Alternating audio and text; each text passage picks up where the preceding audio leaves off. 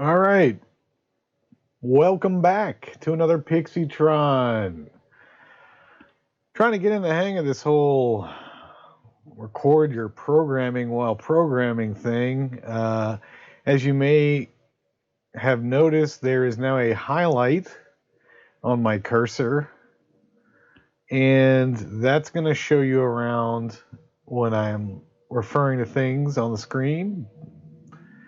In addition to that, I have the ability to zoom in and move around at the same time. Well, I'm going to use this more sparingly.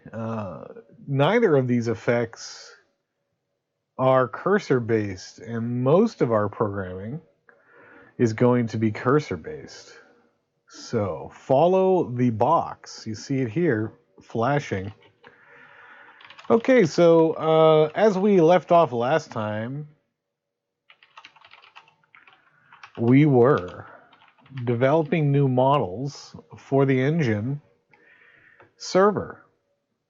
And those are in the model folder. So a little bit of a recap here. In addition to that, we've been working in the automation folder to create command line executable script files, like for instance to set a password. And we're continuously looking in the core/PDO directory to remind ourselves how to use the model and the database. So if you were to download Poppy or the Pixi PHP, which I have not yet placed on my GitHub, but will eventually, and that day I will post a link and link this video to that and back the other way on the GitHub. But that'll be some level of completion that doesn't include specific things to my game. But it'll be a better start than just using Poppy, although you could just use Poppy. All of these things are available on my GitHub, github.com/h3rb. And look at my repositories, look for Poppy, look for Pixitron. Pixitron is actually under the LOSTASTRO, Lost Astro. Okay, so what are we doing today? Well, we had created some models, and they are in this folder. One is notification, and behind me here I have the MySQL workbench, and you can see that there's a game and a notification table. And if I click on that, you can see down here there is a description of what's in the table. Whoops, that's my game of Prospector. Do I want to see? No. All right, so in here you see that we have a notification, and that's going to be all the logic around the notification. And we pretty much wrapped that up last time, but what we didn't wrap up was the game area, and we also didn't address create user. So if I go under game in the model folder, I did create a static function. So when I'm doing static function, I'm doing something that can be called using the : like right here. That sort of thing is the way that you do that. But the reason I'm doing it that way is because it allows me to make that call that way. You don't actually have to do it that way. You don't have to make the function static. You can make it just a function, but that assumes that game has been created in a way similar to this. So I just do that for you in here. So create game. So create game is naive. We can't call it directly without doing some logic around it. And that logic should probably end up in the API. So each of these things is specific to a specific set of things that we want to handle. In the model, we're handling retrieval of data and calculation of data. So the data may be encapsulated in a JSON encoded string that's then stored in the database, or we may just want to quickly retrieve a record and check one value because we only ever need to do that for that one. In this case, we've got our insert statement. I'm going to double check to make sure that my insert statement is correct by opening up core PDO model.php, and I'm going to look for the insert statement. And I can see here that all you pass is a single parameter, and that parameter is usually an array. In fact, if it's not an array, it wouldn't proceed. So what you have to do is give it everything you need. Okay. Now, one thing that you actually don't need to include is an ID. So yeah, we have the user ID here, but we don't actually have an insert ID for this insert statement. Well, that is my VPS is new, and I think this is one of those times that I'm learning about my new service, and it's not always available. So apparently that was just too much for it. I don't even know why that is, but we're just going to bring it back.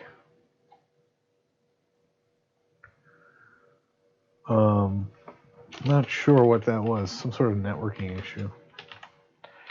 Let's go back to where we were.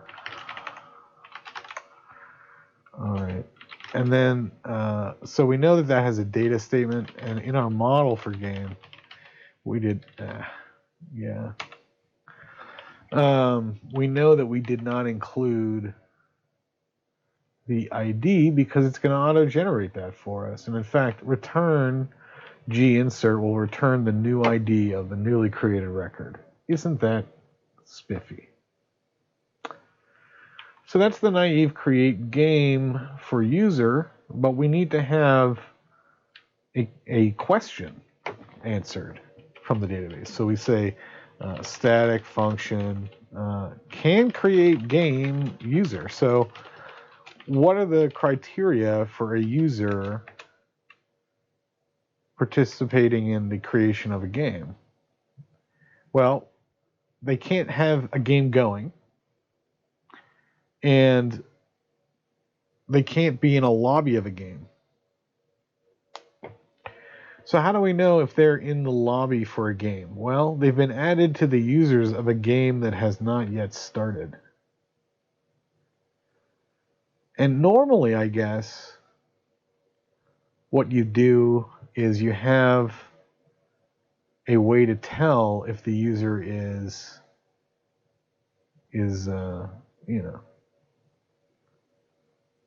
ready. So we actually need to add to this a ready. So to the game table, we are adding a text of is the game ready?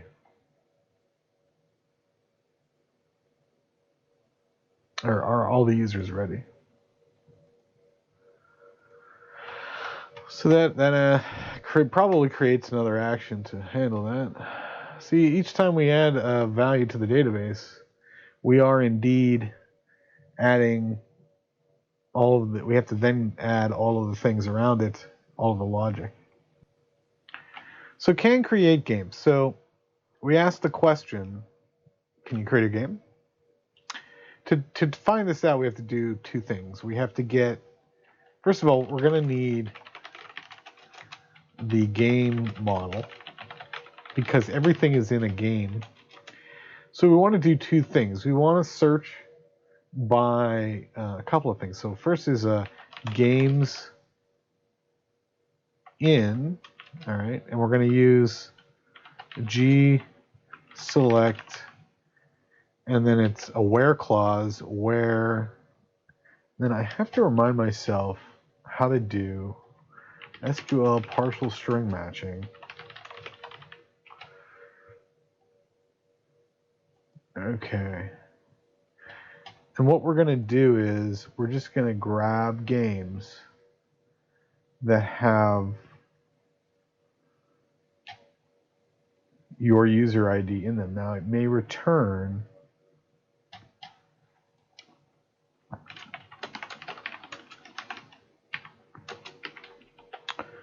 an incorrect value here. So we're going to have to get the user's ID. So UID equals user ID. Right? And we're going to go ahead and do UID. There's probably actually some other settings that we would want to look at in game. Like, for instance, is the game private or public? Right. All right, so game like UID, and it actually has to end with a pipe symbol. And the reason that we do that is because when we store things in a list, in a string, in a database, and we're not using JSON or something, we actually can use this pipe symbol to separate numbers. We know that this is an all numeric list. So I've chosen that convention. And essentially, all added values should end with a pipe symbol. So even if it's the last value, it's going to have a pipe symbol after it. And when we do our users like UID, that's going to select any game where either a partial number match has been made or the exact match. So we don't know at this point, so we'll call them maybe games in. We'll create an array called games in, and now we're going to validate our data. Now that's inefficient. I mean, some people will say, well, now you're going to return a bunch of games. Like if you were user 1 and there were 111 users, many, many times in that 111 would that show up. So maybe that's not the best. So I wonder if there's a better way to select that. So maybe there's that one. But of course, well, so that's okay, actually. We can do it this way. And there needs to be a $sign there. So we're exploiting the double quotes. In PHP, double quotes means I can put a variable name in there and it will stick it in there. But what this percent, and in fact, I don't even like doing that, I have to admit. So I think what we're going to do is we're going to do this, which is just more explicit and allows us to know exactly how. So I know exactly how that's going to work out. So we have to be careful because we're using a single quote in there. But when you do that in PHP, you're seeing a list or you're seeing a literal,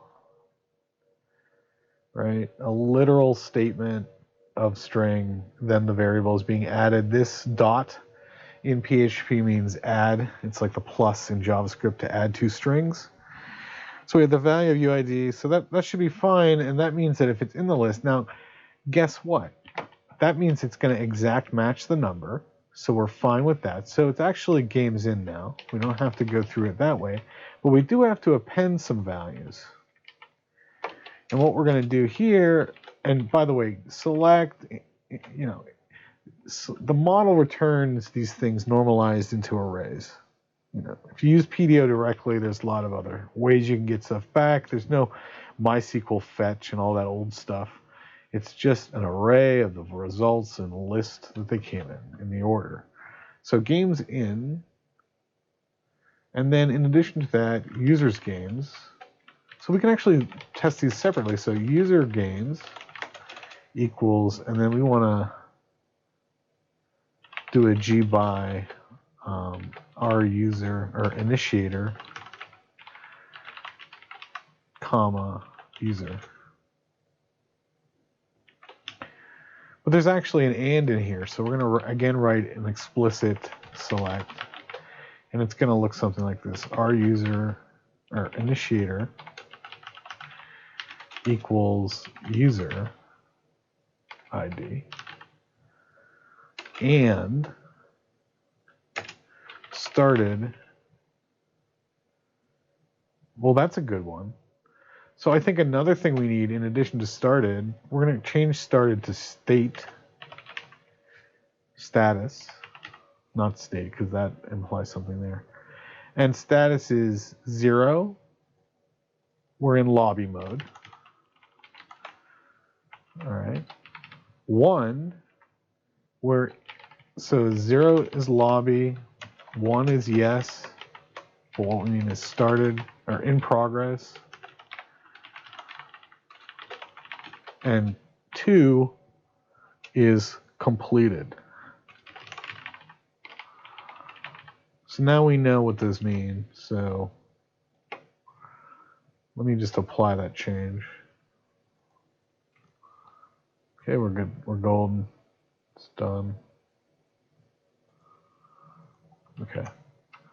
And then we're going to go ahead and get back to creating this. So, and status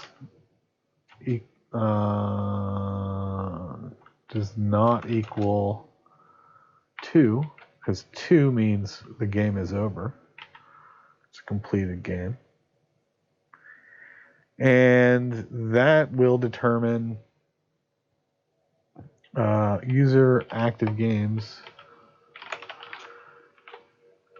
So that does include, it's really more than just user active games. It's user active lobby games, but whatever. User games. G equals new game. So we actually needed to do this earlier. All right. Now we're going to say games in. All right. And we're going to go, well, before we get to that, if user games is greater than 0, we have to do a count. So we have to call the function count. If count user games is greater than 0, return false, because we're not allowed to create a game if we have a game in progress, and we're not allowed to create a game if we already have a game created that we own. So then in here we actually have to add where status does not equal 2 and our users like. So this looks for games that this user is involved in. All right. But we can actually reuse the same variable because we're not going to be looking at the individual games. And we're going to look through this list. So first of all, well, actually, no. We just have to say if the count of those games is greater than 0. Return false. Otherwise, we're good. We meet the criteria. I think there's some other rules we could just add in here real quick. But excuse me. All right. One of the other rules that we want to add in here is whether or not the user is logged in. But we can actually check that elsewhere because we already have the user information. So we're not going to allow can create game to be called by a user who's not logged in. So if you can create a game, this is another place where you could lock users out of creating new games, So then you can create a game. All right, so then you want to get a game's name. And then down here, you want to collect all the games that are initiated by user. Right, so we actually could have called this to get those back, but we wanted to look specifically for games that are completed. So we're actually going to add another one here. I'm going to call this one completed by user.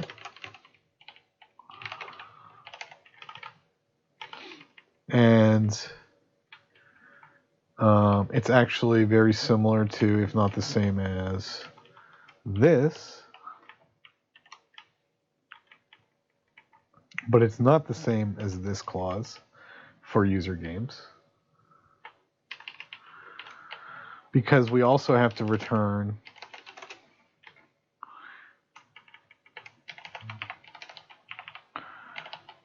a more complex statement. So and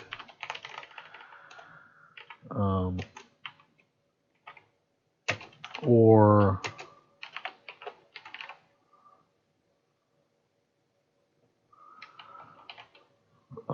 initiator equals UID, or it's actually equals, and then Of course, we have to set UID because we don't have it yet. Okay, so if you can't see what's happening over here, because you see, I'm just adding, are they the initiator, or are they like one of the ones in the list? So we know that the list starts with the user that is the initiator. So everybody else in that game is going to have those two things and around their user ID. So we're going to need some other stuff, right? So one is, we're going to have to add user to game, user, and then game ID. All right. And what we're going to do is we're going to use update. So do the same thing. And then got the UID. Now we're going to go return G update. And then here you're doing a where clause, where the game is the game ID.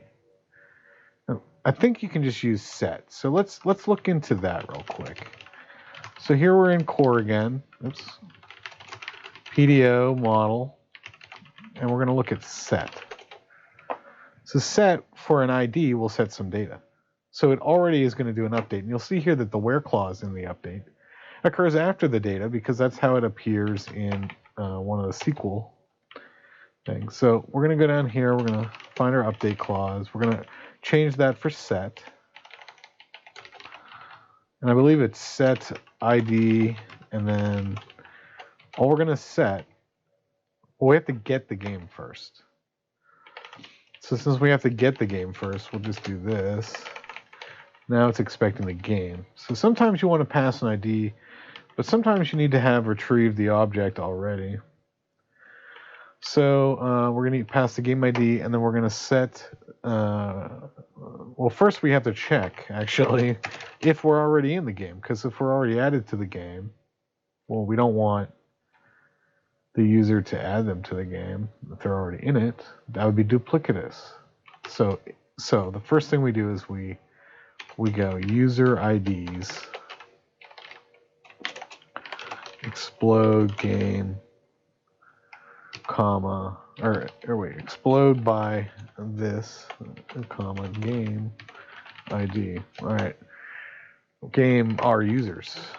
So now we've broken this list. So I guess I haven't really explained this before, this explicitly, but it's like user 1, pipe user 2, pipe user 35, pipe 122, pipe 31, pipe 16, and they're just ordered by the order that they were added to the game, unless they were someone was removed. So that's what's in the database from this 1 to that 16. That's what's in the string, and it actually ends with another pipe symbol.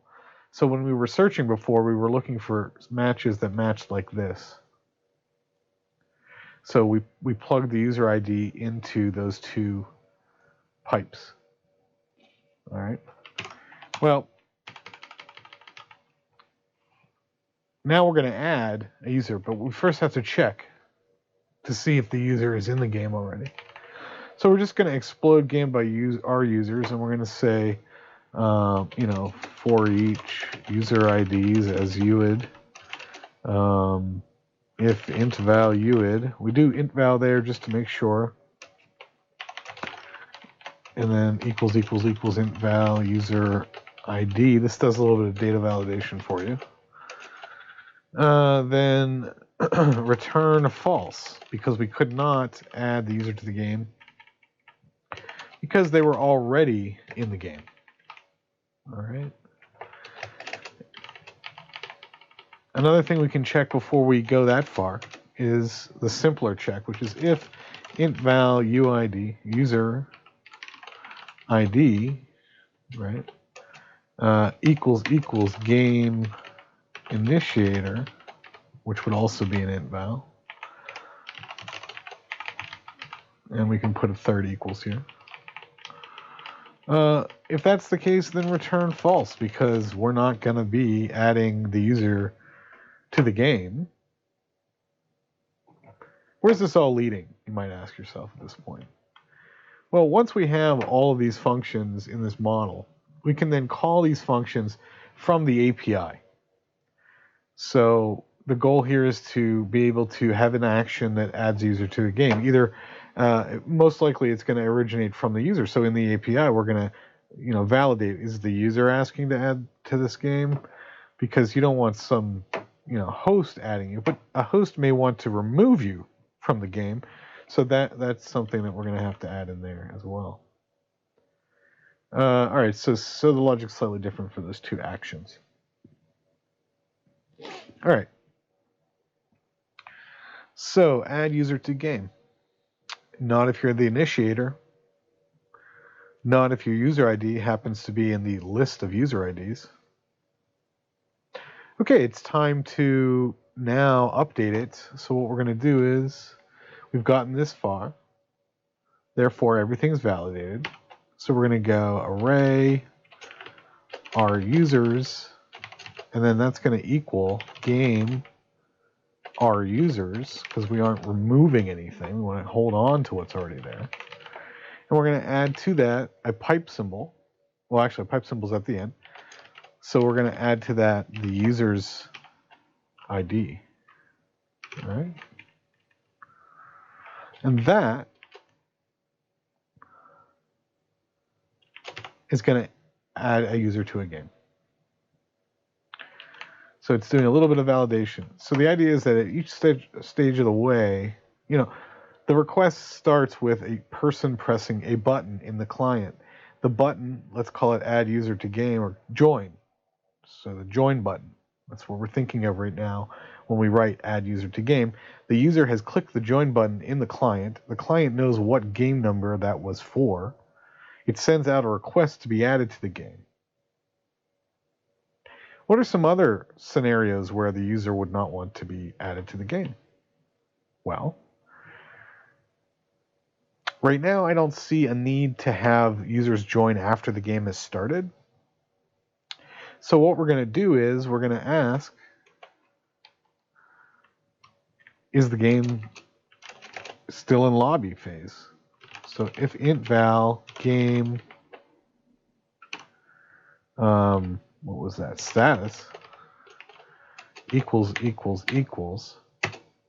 0, does not equal 0, we want to then return false, because you can't be added to the game. And in fact, we're not even going to return set here. We're going to return true at the end, because that's all we want is did it work out or not. So we could actually return negative numbers or codes here. But we're not gonna. We're just, it's like the button didn't work. But that, it would say, sorry, you can't join that game. But that actually isn't good enough. So we're gonna have it return some stuff. So this is where we get into needing an enumerator. So let's talk about an enumerator right now. Why do we need an enumerator? Because true and false are an enumeration of two values, and we need more than that. We need several error codes. So there happens to be a method to handle this, and there's even a utility to handle this built in to the code that comes with Poppy. So in automation, there's utils folder, and in there, util folder, and in there there's enumerator. And if you look at enumerator, you'll see that this will generate a new enumerator for you. So if you run it, and it's just going to paste it out to the screen, this is how you create an enum, because there's an enum class that's built into Page that allows you to have everything you need to take a number and turn it into a word or a phrase. And then, of course, there are the numbers. So it's an abstract class. Therefore, you can say material type : ABS, right? So I actually don't even need this utility right now. But if I was going to have a really long, well, I wouldn't need it, but let's go ahead and do it anyway, even though there's only a few. So we're going to call this AddGameError. add user to game error. Now, that's kind of long. So maybe we change this to something else. Well, we call it AUTGE, AUTGE, but that's not very descriptive. So we're going to leave it like this. We can get rid of the word error. It's really result, right? Okay. Add user to game result. All right. ABS, right? So there's a little bit of mirroring going on here. That's okay. I'm not sure. Oh, so it's the symbol and the description. So the symbol is the name of it in PHP, and the description is something that a user can read. Like if you're going to use this in a combo box, which is why this was originally created, to have a combo box that gives you a numeric value. But it's also a way to describe a numeric value that happens to be stored in the database. And in this case, it's returning a numeric value, and it just needs a way to describe it. So what we're going to do here is we're going to call the first one, and this has to be a variable. We're going to call this, let's see, so it can't have spaces and commas and dots and stuff. It just has to have alphanumeric and can't start with a number. So we're going to call this one success. All right. And that would be, I think, value 0. So we want to make that, well, it's value 1, so that's fine. But that's actually not good for us. So we'll probably change the values. So success, and we'll just say user has been added to game.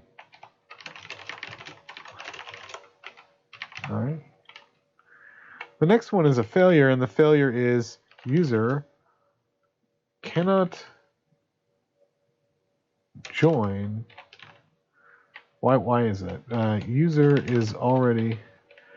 Why were those reasons? Let's find out. Now we're back in model folder, and we're going to look at game, and we're going to decide why couldn't they join. Or you couldn't join. So first of all, we have to say.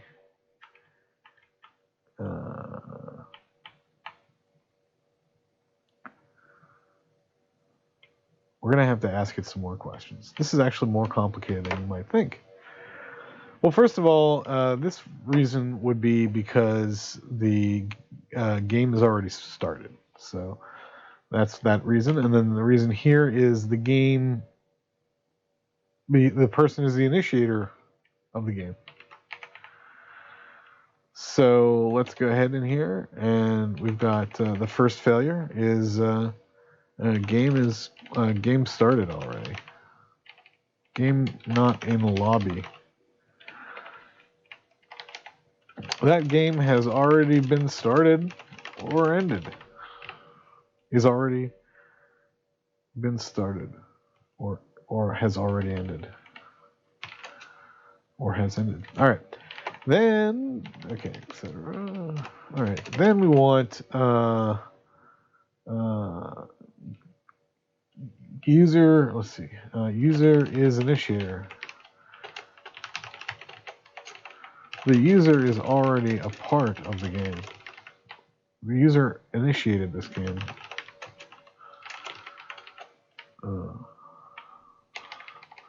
That player. You're always talking about them as players, so I have to get used to that. User, player, same deal. Player has been added to the game. That player initiated this game. Then the next one would be user already in game. That player is already busy with another game. All right. Or actually, that player is already in this game. And then there's user already in different game. In another game. Yeah, just a little shorter.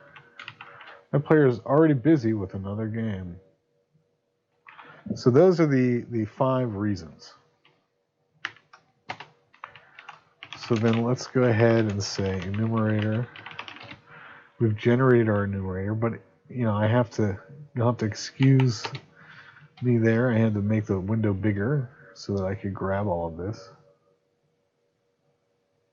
All right, now all I have to do is select and then click once. That's copied. I don't even have to click that once either. Now we're going to go into model, and we're going to edit game. And we're going to put the enumerator right here. All right, so this is the enumerator class, and these are the reasons. And being that that's that, it's going to return that. Now, one thing that would be useful is if it created a constructor for me, which it does not. But let's create one. Function construct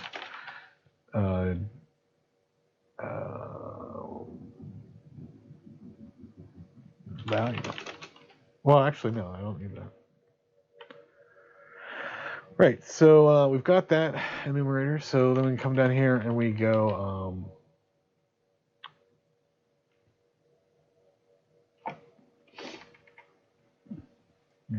add user to game result, and the result was user.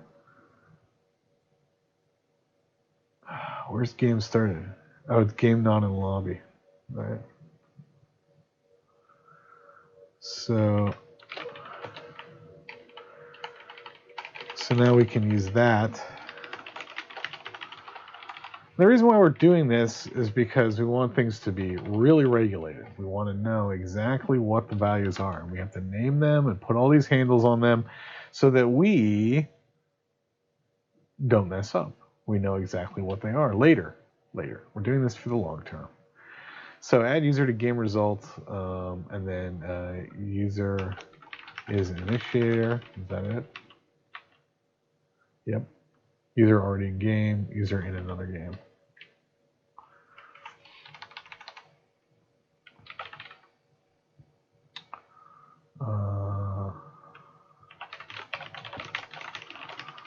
User is in another already in game. Now we have to check to see if the user is in another game. So what we do is we now need a function that returns only user game. So game for user.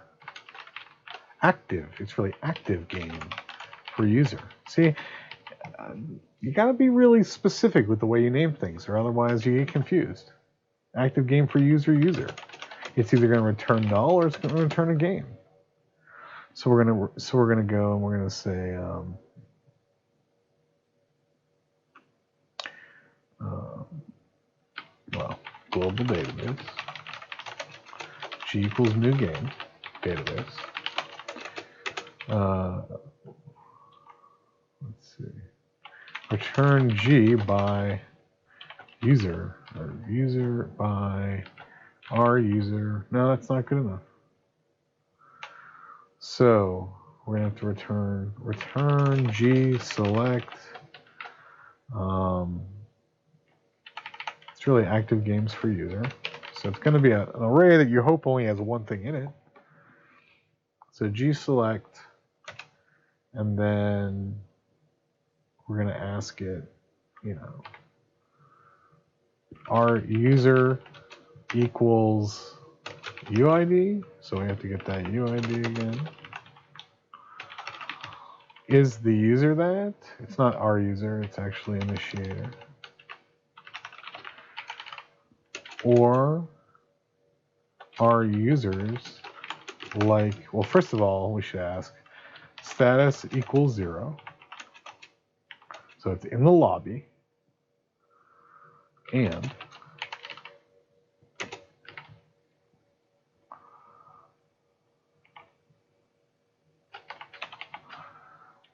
$UID percent there. All right. Now we did it this way. Isn't that exciting?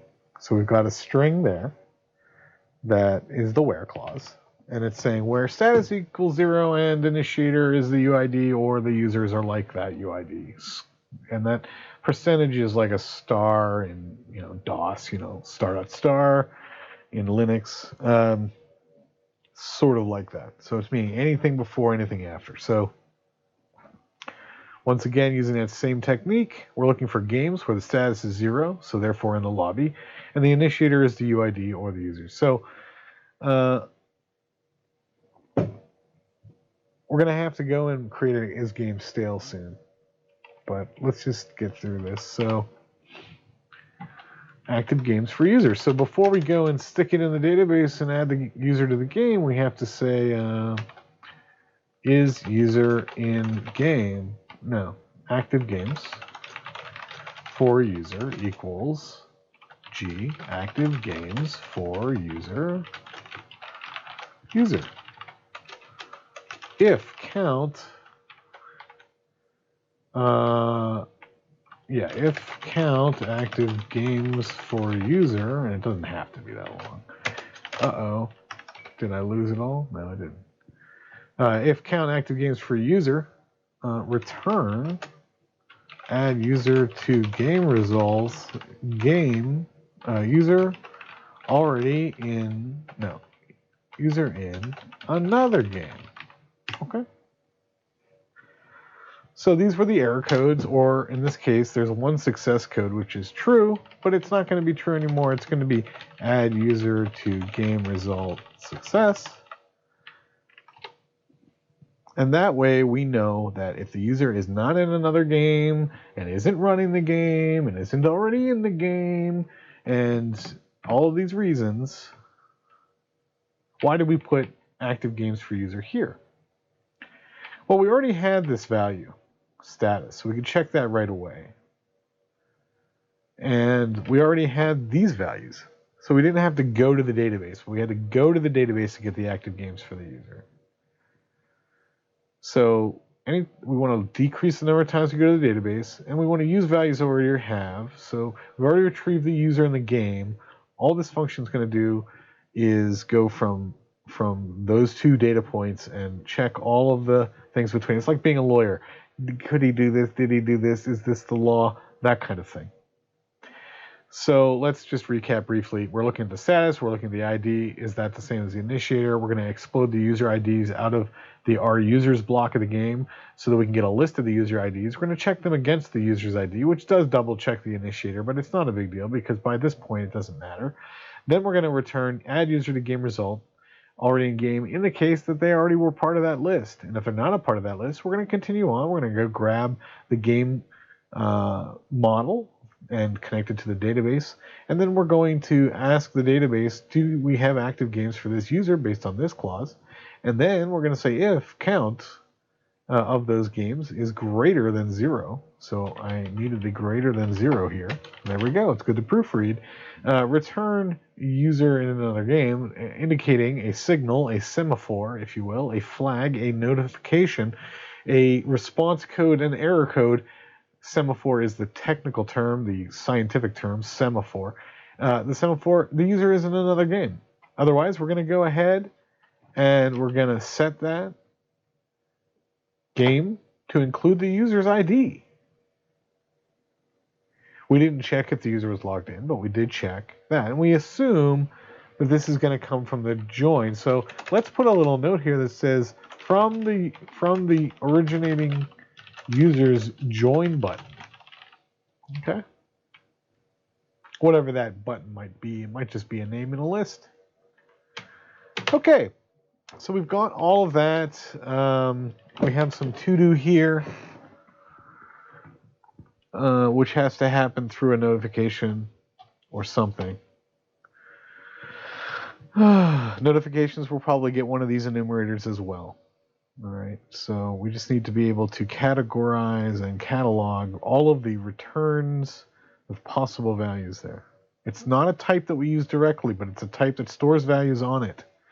And it's sort of like a way to wrangle or to keep grouped a bunch of constant values that need more complex symbolic names than just true, false, 0, 1. Now, down here there's a started, and this is where we get into status. We renamed that to status. Are there other starteds? Started. Yep. This needs to become status now. And you can see how dangerous it would be if this was a launched game to go and change the names of columns. one of the realities of developing for databases. So another thing we want to think about here is not only the enumerator for this, and this should work. I should probably test it. And the reason why is because the enumerator can actually exist in other places, but it really needs to be here at this point. It should be okay right there. But it has its own folder, I believe, or it has another place it can live. I'm not sure where that is, actually. It might be under engine or global. But let's just see if that works out. So request, datetime, invalid JSON. We have something wrong. So it's probably PHP -L does linting, so it tells you if there's a syntax error without running the code. I'm just going to look at our models here and make sure that everything works out. Yep, there's a problem in notification. Let's find it.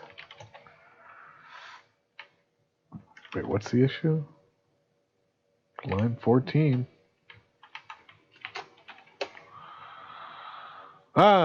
One too few parentheses. It's parenthetical, man. We still got a response code. Wonder why that is. Now, the other option we have is to check error log. And the way we do that here is that I have to sudo cat var log Apache 2. This will be different on every system. lostastronaut.com/error.log.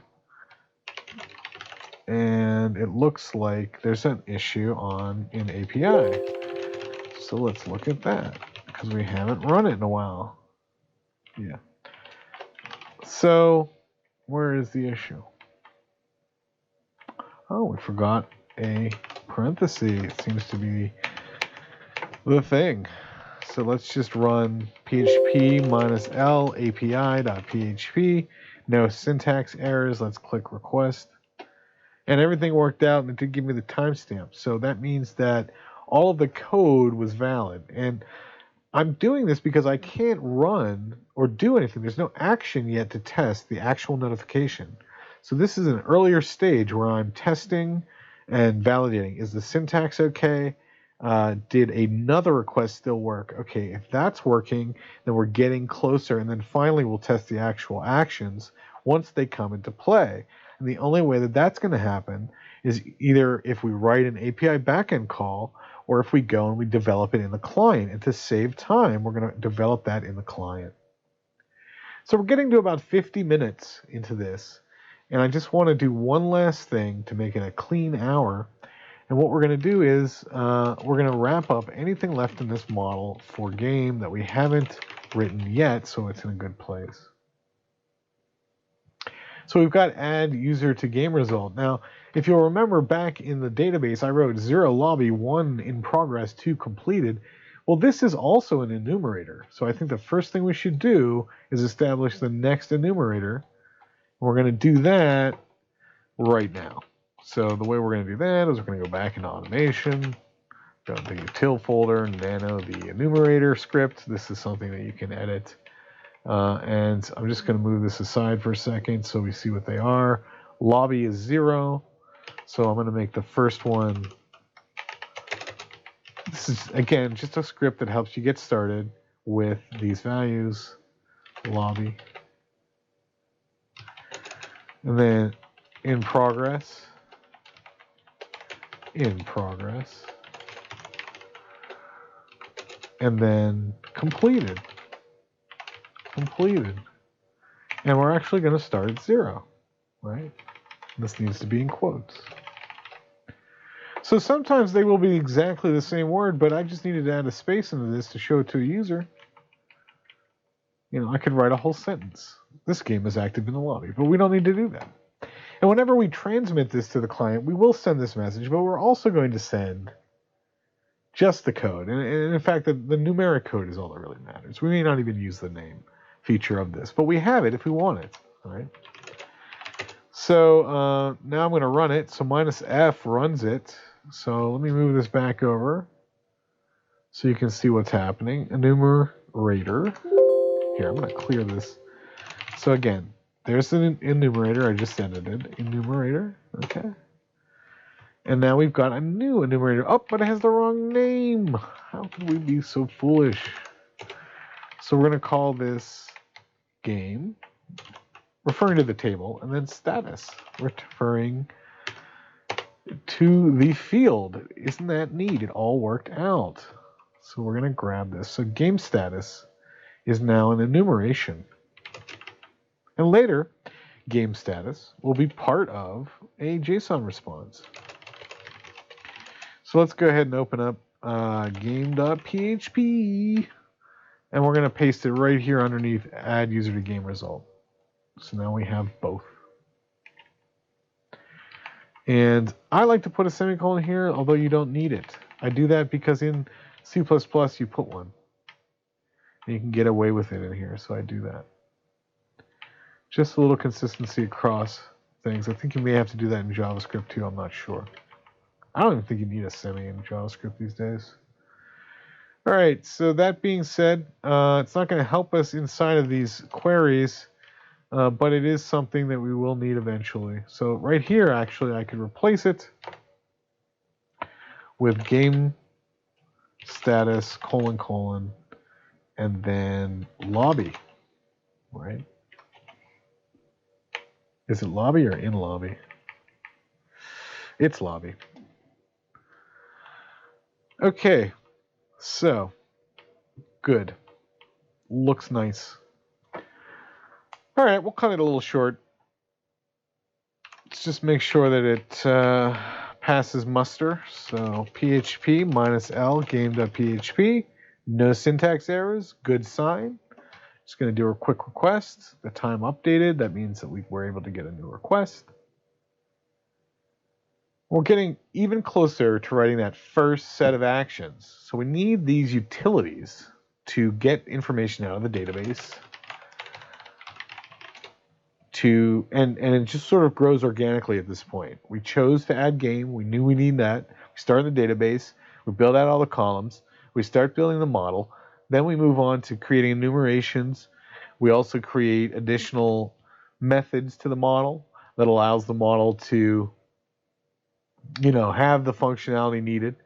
It's a way for us to wrap queries into a nice little, with a nice little bow, and then we can call these later, as long as we follow our own rules. So you have to reread your code over and over again to understand all layers.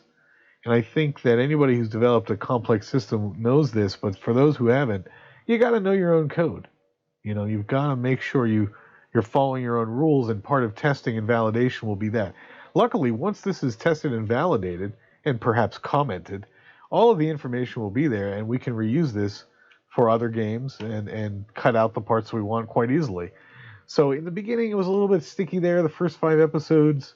We started to get a nice rhythm last time, and this time we really did a lot today.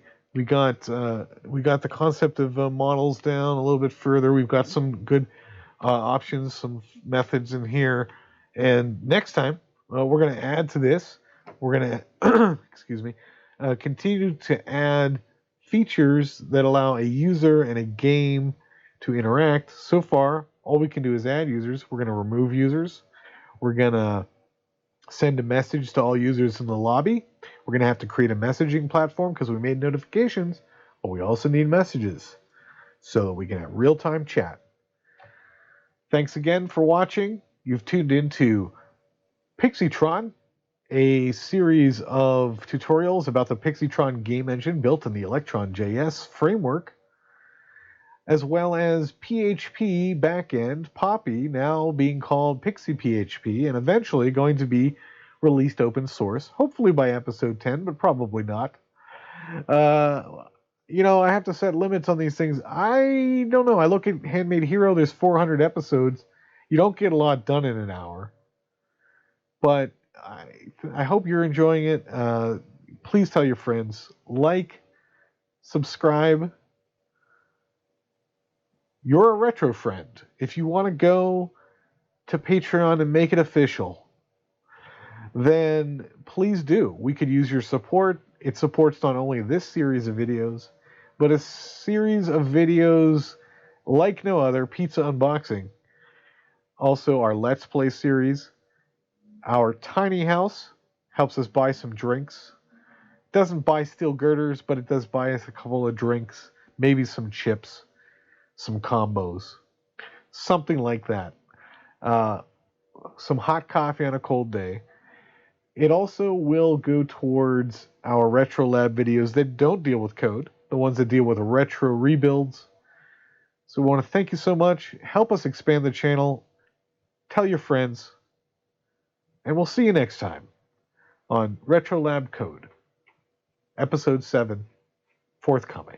This has been Episode 6. Take care. I'm Herb, signing off. Keep it friendly.